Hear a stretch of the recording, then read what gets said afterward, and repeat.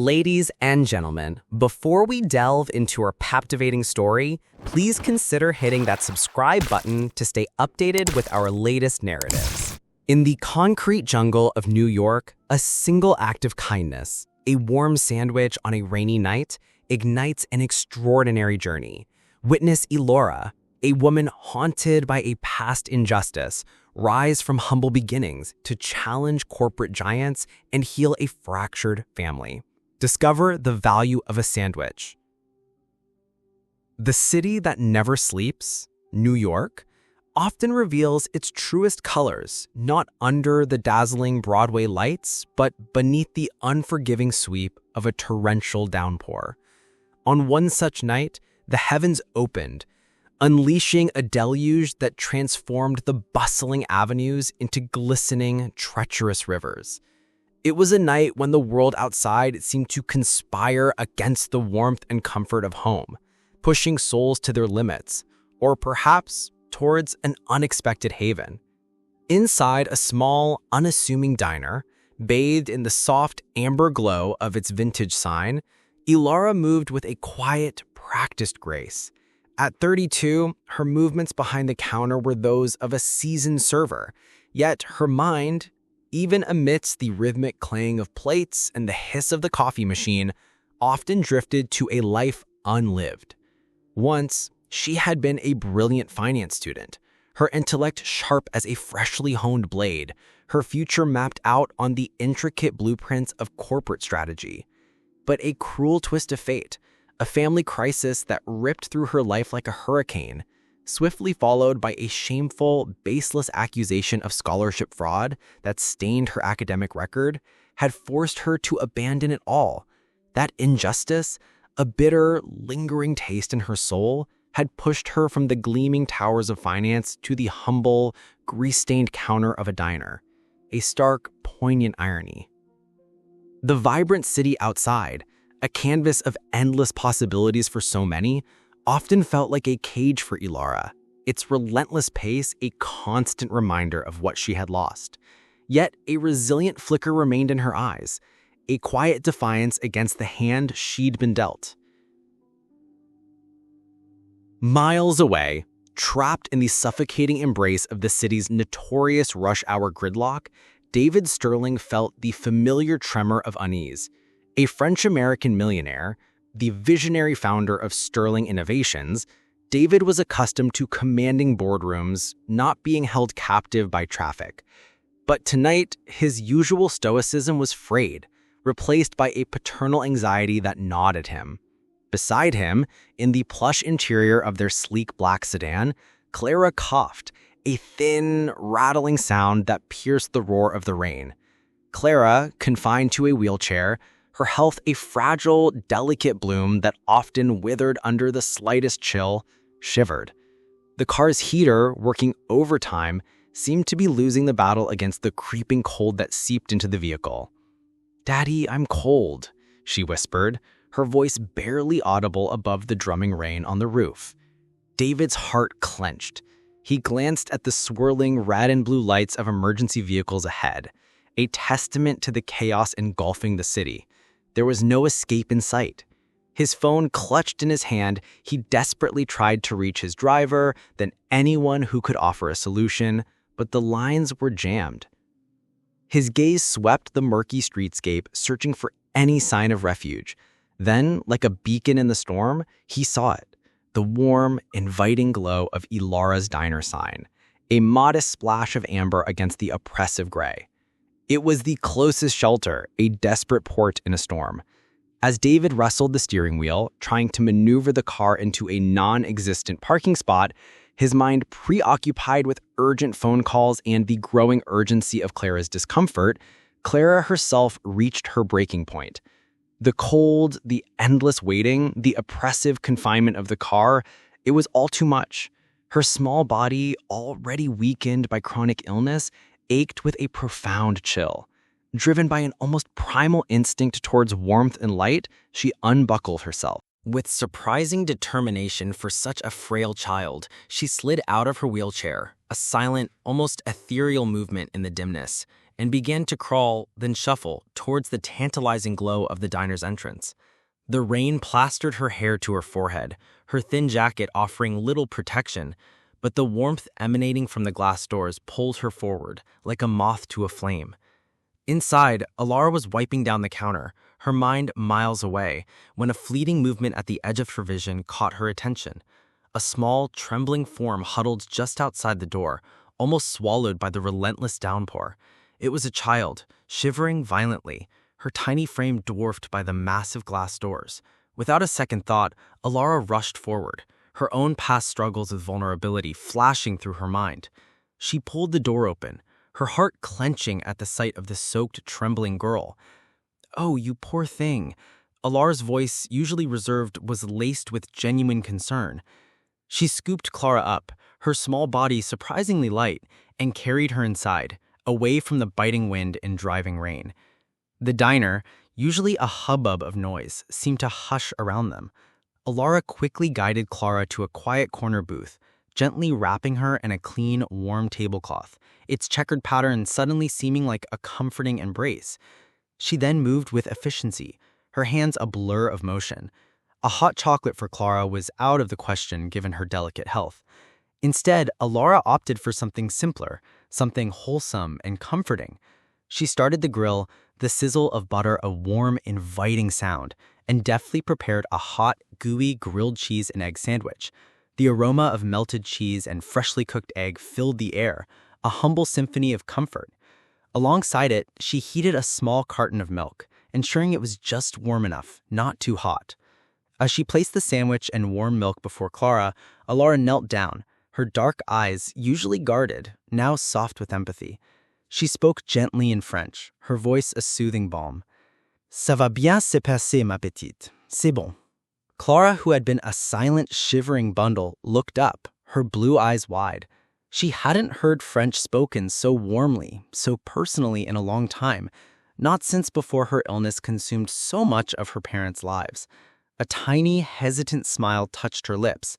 Then, as Elara gently patted her arm and offered a reassuring nod, Clara did something her father hadn't seen in weeks, maybe even months. She giggled, a pure, unadulterated sound of childlike joy that seemed to chase away the last vestiges of the storm from the small diner. It was a melody of relief, a fragile spark of happiness in the face of despair. Just then, David Sterling, having finally wrestled his car into a precarious spot and abandoned his frantic phone calls, burst through the diner doors, his face a mask of panic. His eyes darted around, searching for his daughter. And then they saw them. Elara kneeling beside Clara, a warm, genuine smile gracing her face, and Clara giggling, her small hands clutching the warm sandwich, her eyes sparkling. David froze, a silent observer to this tender, unexpected scene.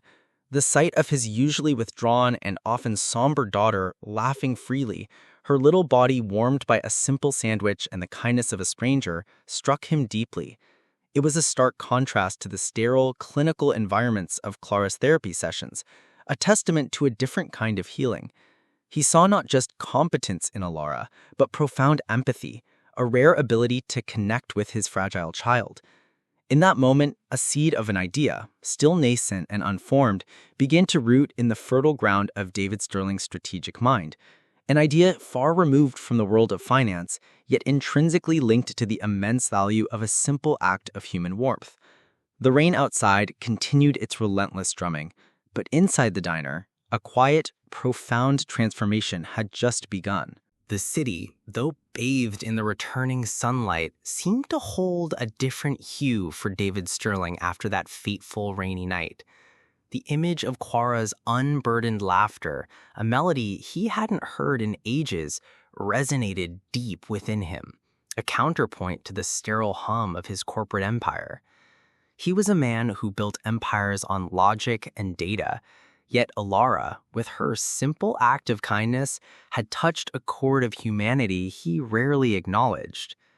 Driven by an insatiable curiosity and a nascent, almost imperceptible hope for Clara, David initiated a discreet background check on Elara. His extensive network, usually employed for murders and acquisitions, now delved into the life of a diner waitress. The results, when they arrived on his polished mahogany desk, were both surprising and profoundly intriguing. Elara's academic transcripts were a testament to a mind of staggering brilliance. A top-tier finance student, accolades and honors scattered across every semester. But then came the jarring anomaly, the abrupt suspension, the vague, unsettling note of suspected scholarship fraud. David frowned, his executive instincts kicking in. The discrepancy between the shining academic record and the murky accusation was stark. It was a narrative dissonant with the compassionate and astute woman he'd observed. The whispers of injustice, of a potential frame-up, stirred in his mind. He was a man who valued talent above all else, and Elara's file screamed of untapped potential, caged by an unfair past. The mystery deepened, compelling him. Days later, David found himself back at Elara's diner, not as a desperate father seeking shelter, but as a predator disguised as a benefactor. He intended to observe, to confirm his instincts before making his move. However, fate, with its penchant for the dramatic, had other plans. Just as he settled into a secluded booth, the diner plunged into an unexpected crisis. A prominent food supplier, usually a smooth, efficient operation, was threatening to sever ties. The diner owner, a kindly but flustered man named Mr. Henderson, was visibly panicking, his face a canvas of escalating dread. "This is madness! Absolute madness!" Mr. Henderson wailed, clutching a sheaf of papers. "They say we violated some old clause, a payment schedule from years ago. They're cutting us off by tomorrow if we don't settle this exorbitant demand." His voice was a thin, reedy squeak, bordering on hysteria. The air in the diner, usually thick with the comforting scent of coffee and fried food, now crackled with palpable tension. Waitstaff exchanged worried glances, their livelihoods hanging by a thread. David, nursing a lukewarm coffee, watched Elara. She was initially trying to calm Mr. Henderson, her expression a mix of concern and frustration. But as the supplier's demands grew increasingly aggressive, a chilling, almost predatory tone from the other end of the phone, something shifted within her.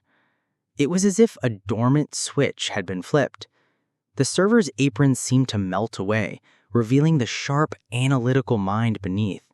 Her eyes, usually soft and observant, hardened with a focused intensity. "Mr. Henderson, let me see the contract, all of it, and the supplier's statement." Her voice was firm, cutting through his panicked ramblings. It was the voice of a student once confident in her abilities, now resurfacing from the depths of suppression. Mr. Henderson, bewildered but desperate, handed over the documents. Elara scanned them, her gaze darting across the dense legalese, her fingers tracing lines of fine print. The words, once familiar tools of her trade, felt like long-lost friends she was rediscovering. Her brow furrowed and smoothed as she grasped the core of the issue. "This is not about a payment schedule, Mr. Henderson," she declared, her voice ringing with newfound clarity. "This is about currency fluctuations and a cleverly worded clause about unforeseen market volatility. They're exploiting a loophole tied to an old supply chain agreement from when the dollar was much stronger against the euro. They've been manipulating the exchange rates to inflate their costs, claiming a loss that doesn't actually exist." A gasp rippled through the small group gathered around. Even David, an expert in such corporate machinations, felt a flicker of admiration. Her analysis was swift, precise, and utterly accurate. She then turned her attention to the phone, her voice shifting from calm analysis to shrewd negotiation.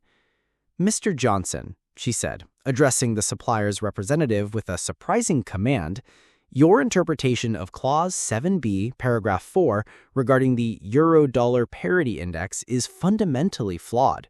We have records indicating that the benchmark exchange rate agreed upon in 2015 was fixed not variable for core ingredients. Your current demand based on the fluctuating spot market is a clear breach of our historical agreement, not a claim for unforeseen losses. In fact, your company owes us for overcharges incurred during periods of favorable exchange rates for you. The silence on the other end of the line was deafening. Elara pressed on, her voice a calm, unwavering stream of logic. We are willing to consider a renegotiation of future terms to reflect current market realities, but any retrospective demands based on this erroneous interpretation are untenable. We will consider this a breach of contract on your part and will pursue legal action for damages and disruption of supply if you proceed with cutting services. However, if you agree to drop this fabricated claim and offer a 15% discount on our next 3 orders to compensate for the emotional distress and potential business disruption you've caused, we can consider this matter closed. The supplier, clearly caught off guard by Elara's astute financial acumen and surprisingly aggressive stance, grumbled, then hesitantly agreed to a revised, significantly lower settlement. He knew he'd been outmaneuvered. The diner was saved from ruin. Mr. Henderson, tears of relief streaming down his face, hugged Elara tightly. "Elara, my dear, you're a lifesaver. Where on earth did you learn all this?" Elara merely offered a small, dismissive shrug, her eyes still holding that steely glint. She quickly reverted to her server persona, as if the last 10 minutes had been a fleeting dream. David, who had observed every nuance, every shift in her demeanor, knew this was his moment. He approached Elara as she was clearing tables, her movements once again fluid and unassuming. "Miss Elara," he began, his voice calm, yet carrying the weight of his authority, "I couldn't help but overhear. Your grasp of financial intricacies is truly remarkable. I'm David Sterling, CEO of Sterling Innovations." He extended a hand, his gaze unwavering. Elara paused, her hand hovering over a stack of dirty dishes. She had recognized him from the night Clara came in, a powerful figure whose presence still carried an echo of that desperate rainy night. She shook his hand, her grip surprisingly firm. "I remember," she said simply. "I've been looking for someone with your unique blend of talent.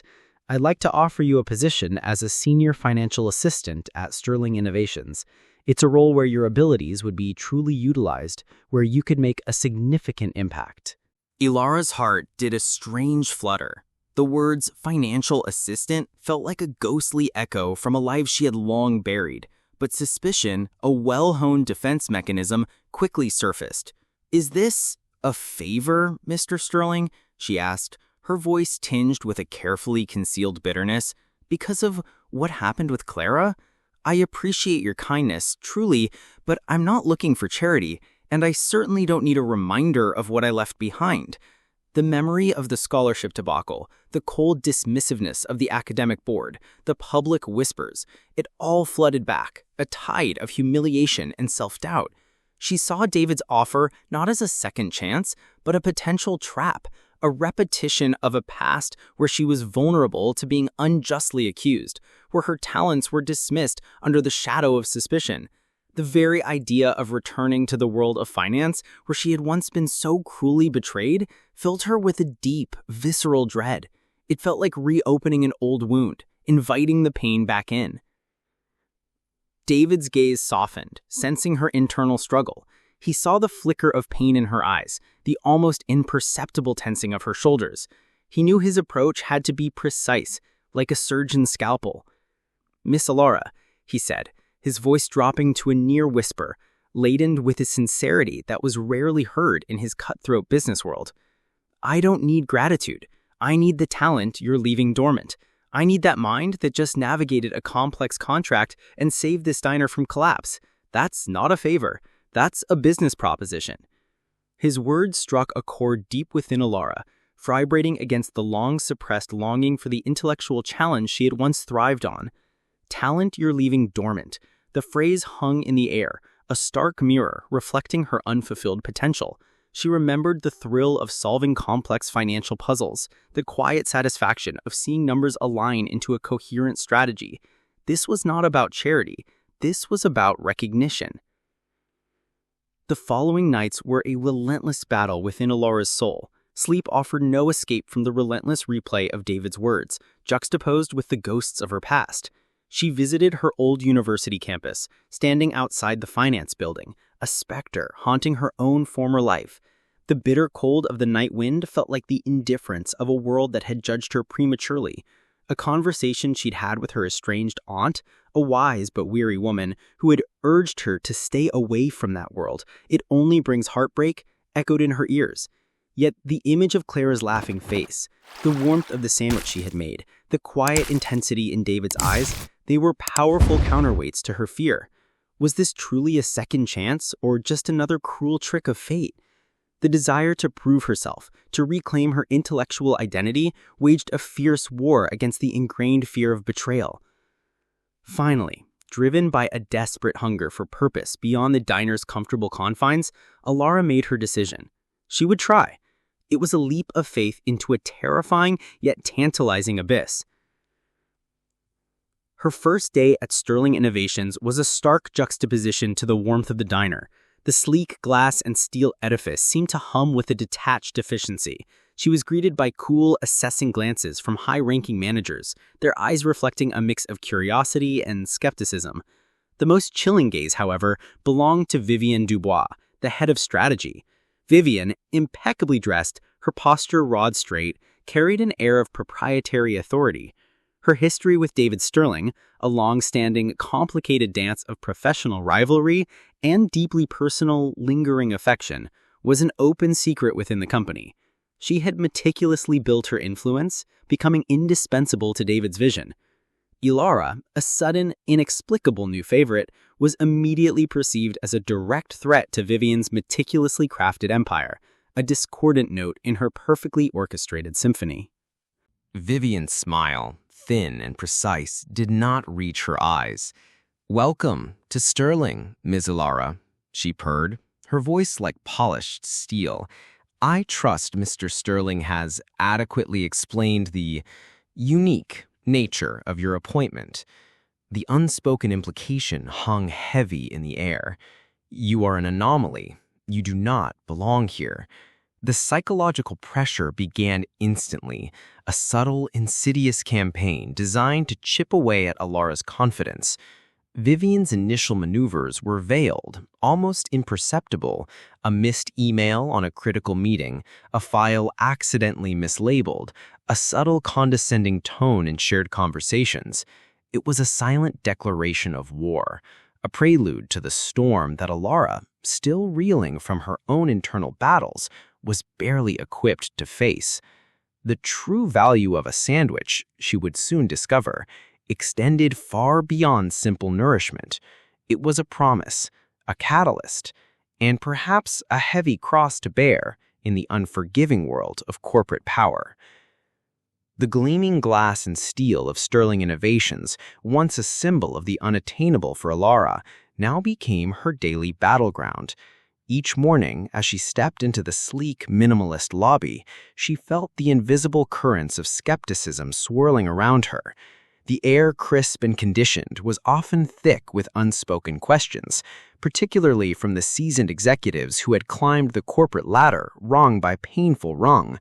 They saw her, a former diner waitress, plucked from obscurity, as an unwelcome anomaly, a testament to David Sterling's eccentricities rather than her own merit.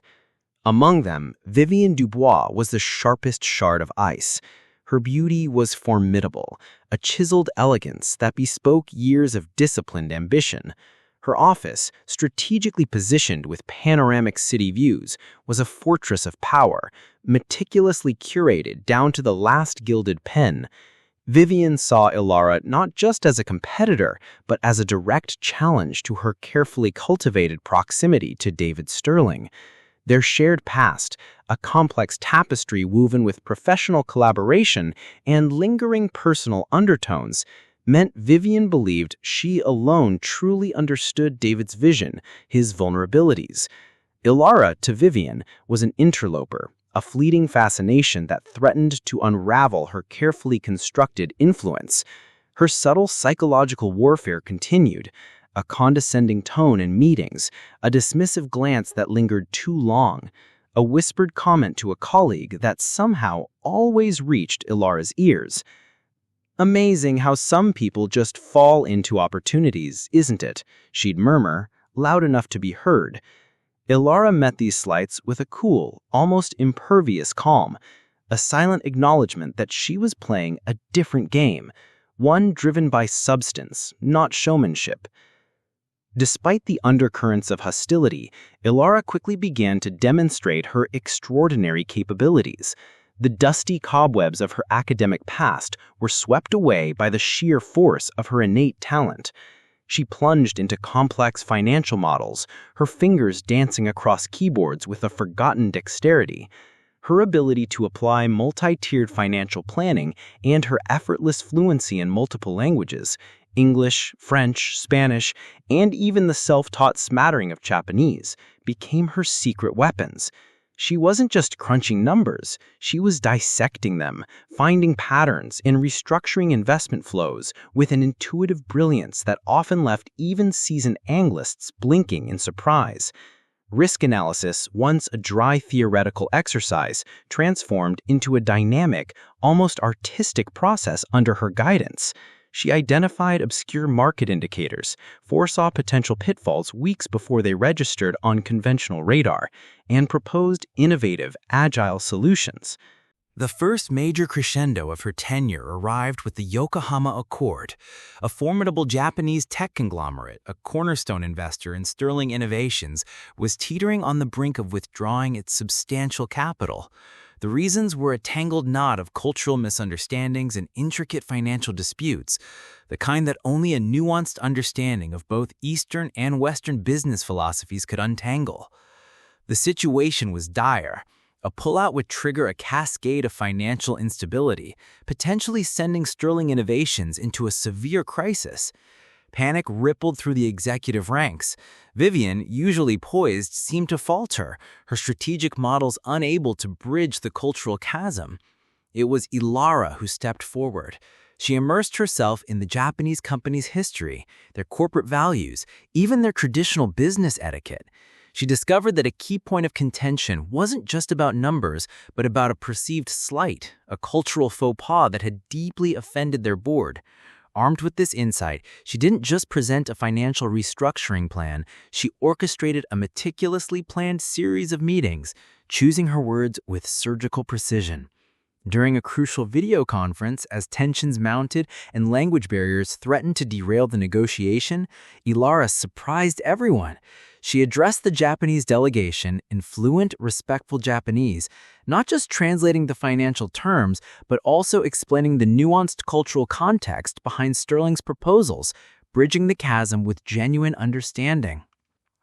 Domo arigato gozaimasu, Chairman Tanaka. We deeply value the the harmony that underpins our partnership. There have been regrettable misinterpretations, not of intent, but of expression. We propose a restructured joint venture focusing not just on immediate returns, but on kaizen, continuous improvement in long-term technological synergy, especially in sustainable AI development, which aligns with your esteemed company's vision of societal contribution. Her words, delivered with a calm conviction that resonated deeply with the Japanese ethos, cut through the icy formality. Chairman Tanaka, a man known for his impenetrable demeanor, actually showed a flicker of surprise, then a slow, thoughtful nod. Elara didn't just save the investment, she turned the tide completely. She not only convinced the conglomerate to stay, but also secured a long-term collaborative agreement, an unprecedented partnership that expanded Sterling's reach into new, lucrative Asian markets and solidified their financial standing. It was a triumph that silenced the skeptics and sent a powerful message reverberating through the company corridors. Elara wasn't just competent, she was a game changer. David Sterling, witnessing this display of unparalleled skill and cultural sensitivity, felt his trust in Elara deepen into something unshakable. He saw in her not just a brilliant mind, but a rare integrity. And Clara, sensing Elara's unwavering strength and warmth, grew increasingly attached, seeing her not just as her father's new colleague, but as a cherished older sister, a source of stability and gentle understanding in her often turbulent young life.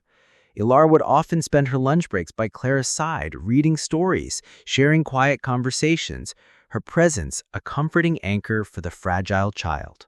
However, a new ethical dilemma, a more insidious challenge, began to emerge, testing the very core of Elara's values. She was assigned a massive investment project, one promising colossal profits that would undeniably boost Sterling Innovation's bottom line. But beneath the glittering facade of financial gain lay a grave environmental issue. The proposed venture involved the development of a large-scale industrial complex in a pristine ecological zone, threatening severe, irreversible damage to local ecosystems and displacing indigenous communities. A powerful, influential board member, subtly manipulated by Vivian Dubois behind the scenes, began to exert immense pressure on Elara. His voice, smooth as silk yet firm as steel, urged her to overlook David's long-standing principles of sustainability and to focus solely on maximizing profit. "This is a golden goose, Miss Elara," he'd purr during private meetings, his eyes glinting with avarice. "We can't let sentimentality get in the way of shareholder value. The market demands profit, not poetry." Elara, however, stood her ground with unwavering resolve. The memory of the scholarship injustice, of being forced to compromise her truth, burned within her. She refused to be a pawn in a game that sacrificed integrity for gain. She meticulously researched and presented alternative, environmentally friendly solutions, outlining plans for sustainable development that minimized ecological impact, even if the immediate profit margins weren't as astronomical.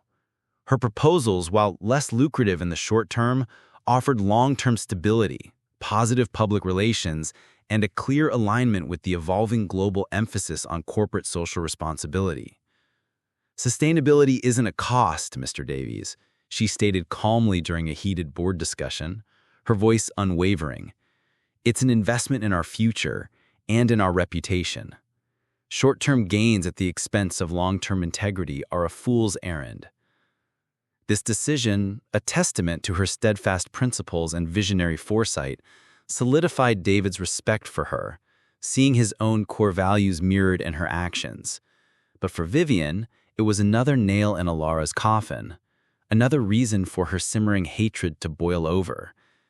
Vivian saw Elara's ethical stand not as integrity, but a naive, self-righteous act of defiance, a direct challenge to her own ruthless pragmatism.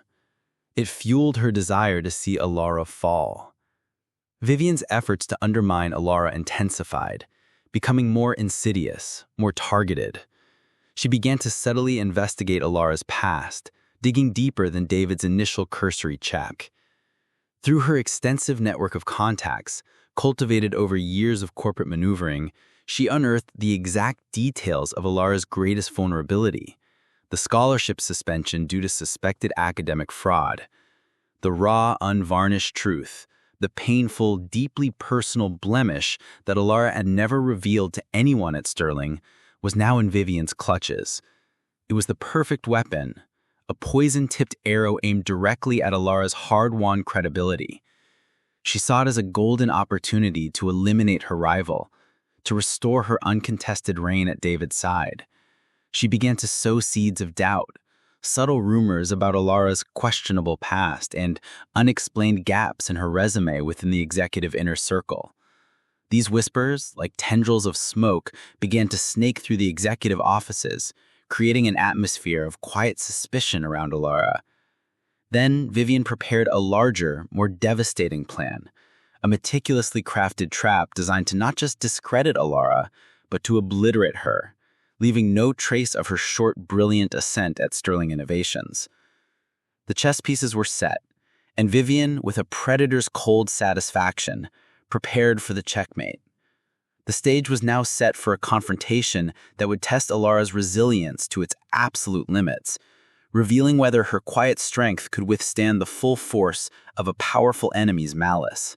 The silence that followed the Yokohama Accord's success was not of peace, but of a quiet, predatory anticipation. Elara, buoyed by her triumphs, felt a renewed sense of purpose, a belief that perhaps, finally, the shadow of her past was lifting. She thrived in the demanding environment of Sterling Innovations, her brilliance now undeniable, her presence a tangible force. Yet the air around her remained subtly charged, a faint, almost imperceptible hum of unspoken judgment. Vivienne Dubois, cloaked in her usual veneer of professional charm, watched Elara like a hawk, her eyes cold as winter ice, calculating. The environmental project and Elara's principled stance had merely solidified Vivienne's conviction. Elara was not just a threat to her position, but a philosophical affront to her worldview. The second crescendo, a devastating and personal betrayal, detonated without warning. One crisp morning, as the city hummed with its usual relentless energy, an anonymous email landed in the inboxes of every single board member at Sterling Innovations. Its subject line screamed a chilling accusation: urgent, questionable ethics and past misconduct of senior financial assistant Elara Johnson. The email, meticulously crafted and deceptively professional, alleged that Elara had engaged in academic fraud during her university years, resurrecting the very phantom that had haunted her, and, more damningly, accused her of having a conflict of interest with the Asian partner, suggesting she had personally benefited from the Yokohama Accord. The corporate world, a realm built on reputation as much as revenue, reacted with swift, brutal efficiency. Elara's office, usually a sanctuary of focused productivity, became a sterile chamber of interrogation. David Sterling's usually unshakable assistant delivered the news with a face etched with regret. Elara was immediately suspended, pending a full investigation. The words hung in the air like a death knell. Elara felt a familiar, sickening lurch in her stomach, a dizzying sense of déjà vu.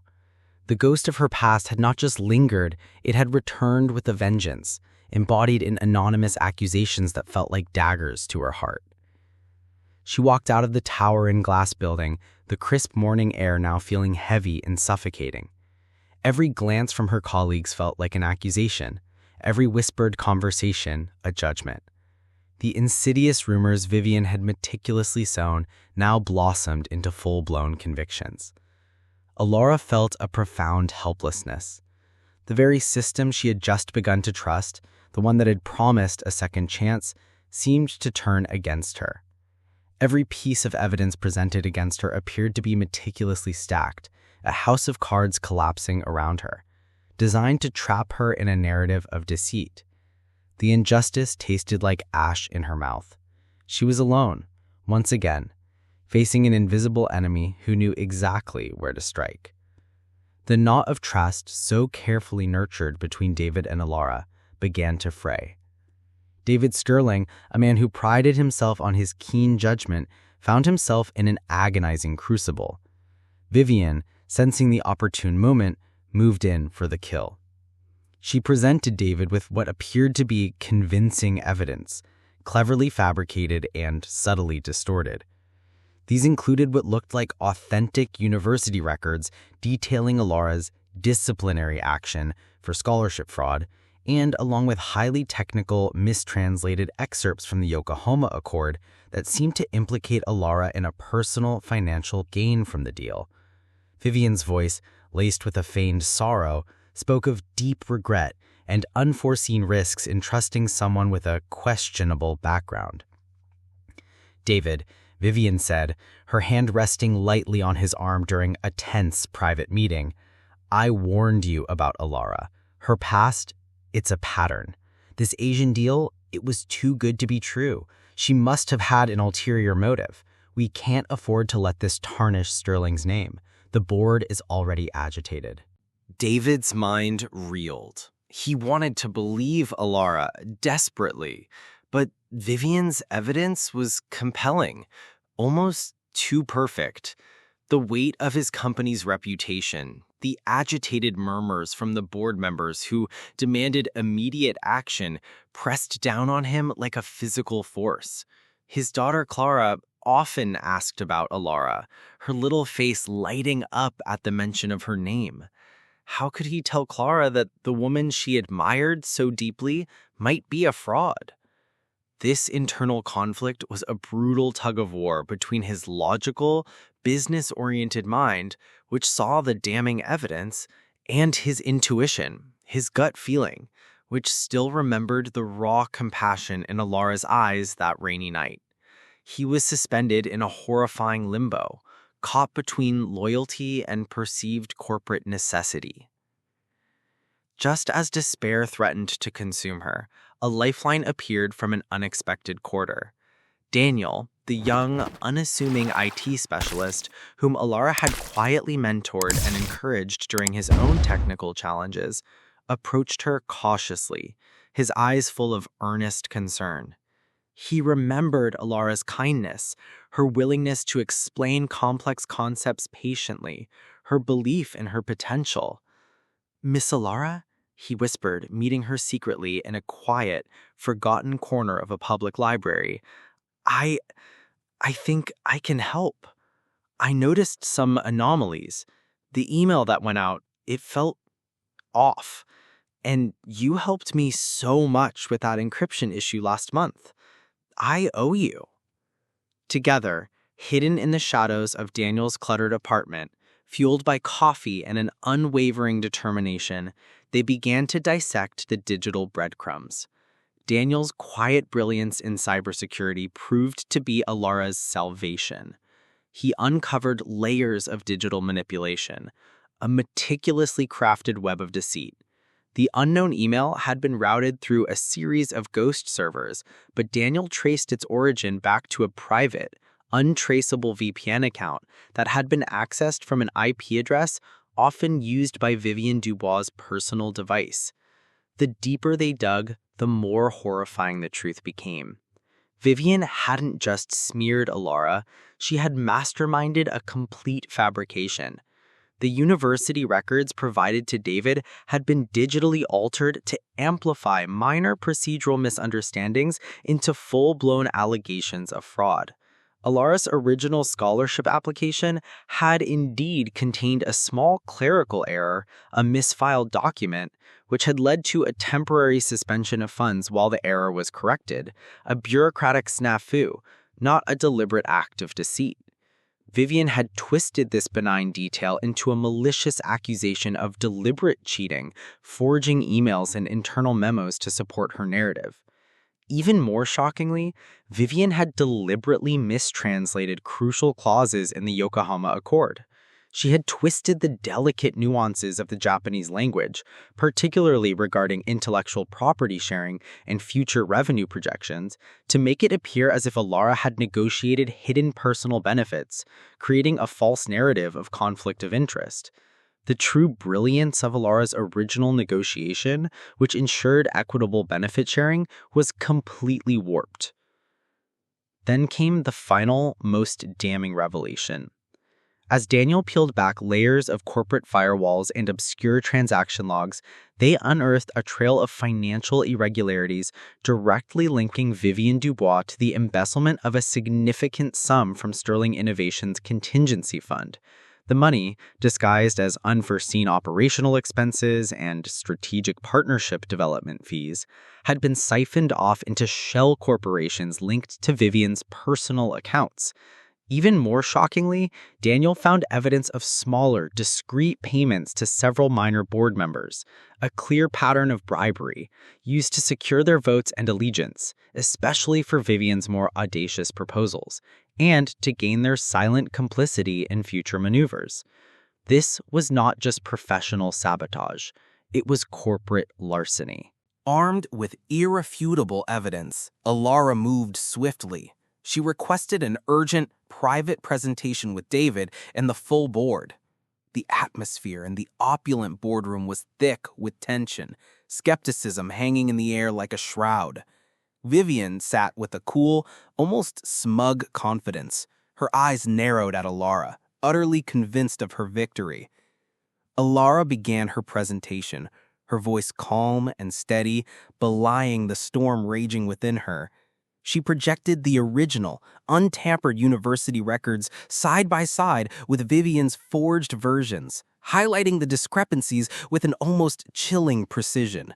She then moved to the Yokohama Accord, displaying the true, verified Japanese contracts alongside Vivian's deliberately mistranslated versions, pointing out the subtle yet critical linguistic distortions that had fueled the conflict of interest accusations. Her fluency in Japanese, once a strength, now became a weapon against the very person who tried to twist it. This, gentlemen, Elara stated, her gaze sweeping across the stunned faces of the board, was not an academic fraud, but a bureaucratic oversight that was quickly resolved. And this, she gestured to the mistranslated contract, was a deliberate fabrication designed to discredit my work and jeopardize Sterling's most crucial Asian partnership. Then, the final, crushing blow. Elara projected a series of intricate financial ledgers, digital breadcrumbs that Daniel had so meticulously uncovered. The embezzlement, the shell corporations, the illicit payments to the minor board members, that was all laid bare, undeniable, irrefutable. A collective gasp echoed through the room. Vivian's carefully constructed facade finally cracked. Her face, usually so composed, contorted into a mask of pure, unadulterated fury and disbelief. She lunged forward, as if to rip the screen from the wall, but security, already alerted by David, quickly restrained her. David Sterling, his face a storm of conflicting emotions, shock, fury, and immense relief, brought his fist down on the table with a resounding thud. "Vivian Dubois, you are fired, effective immediately, and Sterling Innovations will be pressing full legal charges for financial fraud and defamation of character. Get her out of here." The room erupted in murmurs as Vivian was unceremoniously escorted away, her power stripped, her treachery exposed. Elara was not just vindicated. She was utterly cleared, her name shining brighter than before, purified by the fire of false accusation.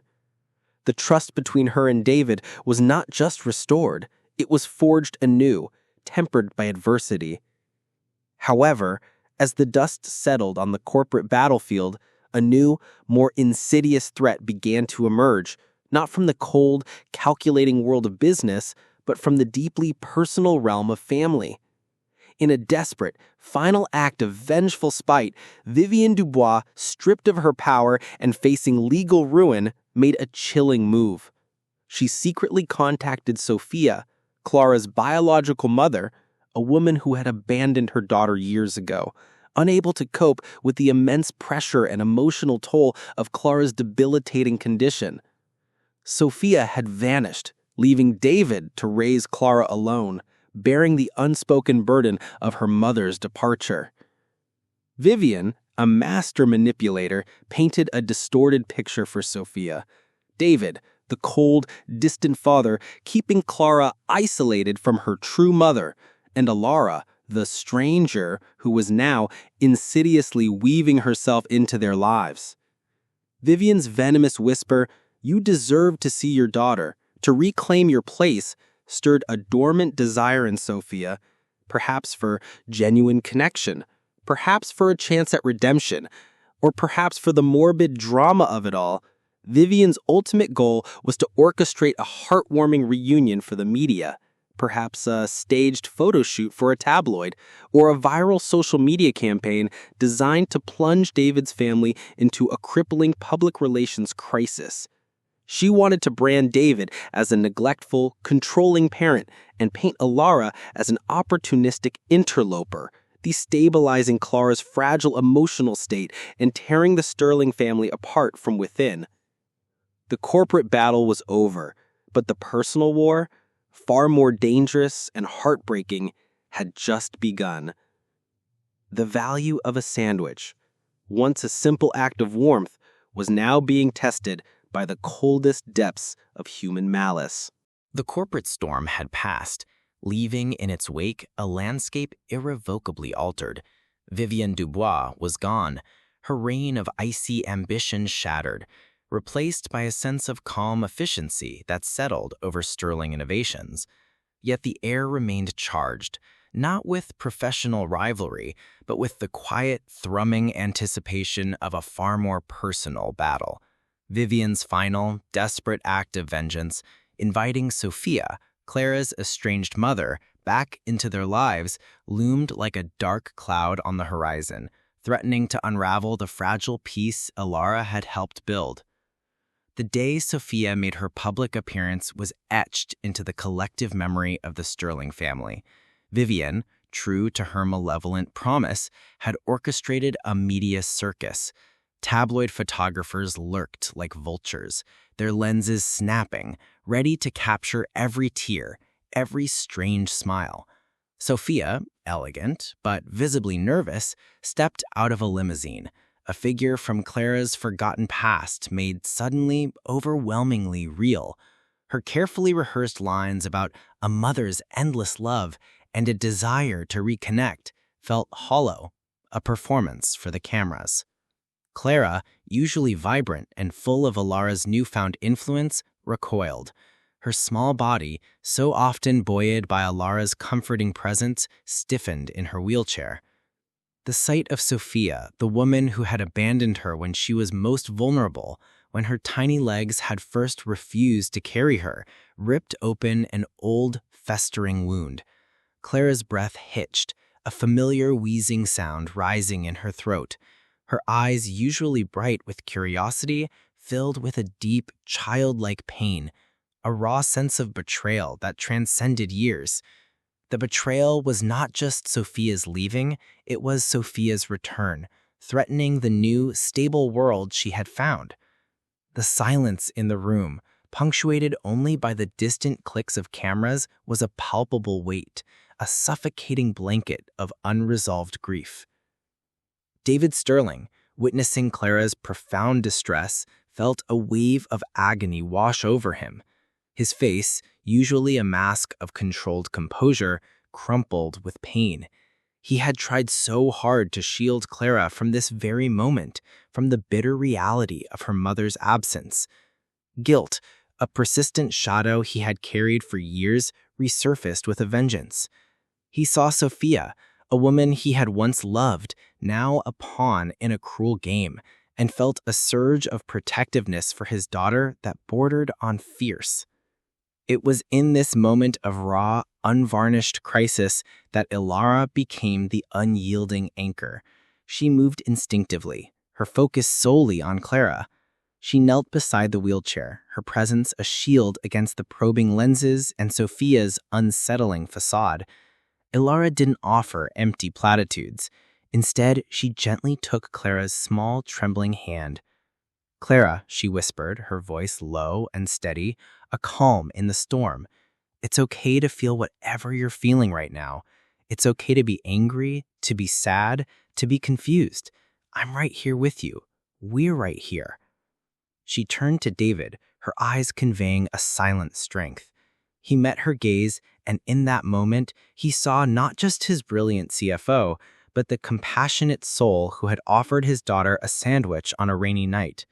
Elara's quiet support allowed him to finally confront Sophia, not with rage, but with a weary, dignified resolve.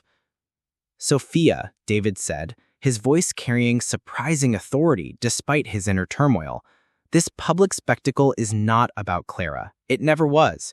If you truly cared about her, you wouldn't use her as a pawn in someone else's vendetta."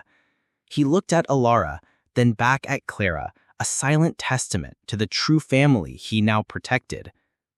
"Clara has built a strong, loving life here. She has found stability and joy. And that, Sophia, is what truly matters." Elara then gently encouraged Clara to voice her own feelings, not to the cameras, but in a private, protected space that David immediately arranged. Clara, drawing on the quiet strength Elara had instilled in her, looked at Sophia, her small voice surprisingly clear. "You left, Mama," she said, tears finally welling in her eyes, "when I needed you most. It hurt. And now you're back. For them? For the cameras?" the innocent honesty of a child cut deeper than any corporate accusation. Sophia faltered, her performance crumbling under the weight of Clara's directness. The calculated facade of the reunion instead became a catalyst for Clara's own profound growth. With Elara's unwavering emotional support, Clara, demonstrating an astonishing maturity beyond her years, made her choice. She turned away from Sophia, her gaze finding David's, then Elara's. "I want to stay with Daddy, and with Elara," she declared, her voice firm. It was a simple statement, yet it resonated with the power of 1,000 declarations, a testament to the love and trust she had found in her present family. A family forged not by blood, but by kindness and shared resilience. Sophia, defeated, eventually retreated, her media stunt a resounding failure. David, watching Clara's courageous affirmation, finally shed the last vestiges of his guilt. With Elara's calm and compassionate guidance, he understood that he had done everything within his power to be the best father, and that Sophia's departure was never his fault. The burden he had carried for years, a heavy cloak of parental inadequacy, lifted, replaced with a profound sense of peace. In the aftermath of the personal and professional battles, Elara's dedication, her unwavering integrity in the face of both corporate malice and personal attacks, could no longer be denied. David Sterling, recognizing her unparalleled talent and her profound moral compass, officially appointed her as the Chief Financial Officer, CFO, of Sterling Innovations. It was a historic moment, not just for Elara, but for the entire company. Under her visionary leadership, Sterling Innovations underwent a profound transformation. The company didn't just repel the attempted takeover, it flourished, diversifying its portfolio to focus heavily on sustainable investments, a direct reflection of Elara's principles. She championed projects that prioritized environmental stewardship and social impact, proving that profit and purpose could indeed coexist. A significant portion of their new capital was directed towards supporting female-founded startups and social enterprises, creating a ripple effect of empowerment across various industries. This was Elara's legacy taking shape, a testament to her belief in creating opportunities where none existed before. Elara also spearheaded the creation of the Second Chance Finance Program. It was a deeply personal initiative, a beacon of hope for those like herself who possessed immense talent but had been derailed by past misfortunes or misunderstandings. The program offered not just employment opportunities, but comprehensive training, mentorship, and a genuine pathway for individuals to rebuild their careers and reclaim their narratives. It was a tangible manifestation of the value of a sandwich, an act of kindness multiplied and institutionalized. Clara, now healthier, more vibrant, and thriving at an international school, never ceased to speak of Elara with a profound reverence. She would tell anyone who listened that Elara was the one who saved my soul and my supper. To honor their extraordinary story and to cement the values that had emerged from their journey, Sterling Innovations established a new, groundbreaking fund, the Clara Elara Fund. This fund was specifically dedicated to providing a second chance to disadvantaged women in education or those with misunderstood pasts, offering scholarships, mentorship, and the resources to develop their talents and rebuild their lives. It was a living, breathing testament to the power of kindness, resilience, and the true value of talent that transcends circumstance. The grilled cheese and egg sandwich, made on that fateful rainy night, had begun as a simple act of human warmth. It had grown into a symbol of compassion, a testament to unwavering integrity, and a powerful reminder that true value lies not in wealth or power, but in the profound ability of kindness and intellect to overcome all prejudices, to heal old wounds, and to build a brighter future, not just in the corporate world, but within the most intimate bonds of family. The ripples of that one sandwich, tossed across a humble diner counter, now extended far beyond the city, touching lives and shaping legacies, proving that even the smallest act of human connection can contain infinite worth. Dear listeners, thank you for joining us on this remarkable journey, the value of a sandwich. We hope Elara's story of resilience, integrity, and the transformative power of kindness has resonated deeply within you. It's a testament to how empathy and intelligence can overcome prejudice and build a better future. What valuable lessons did you take away from Elara's journey? Please share your thoughts in the comments below. Hit that like button, subscribe to our channel for more inspiring stories, and share this narrative with those who need to hear it. Thank you.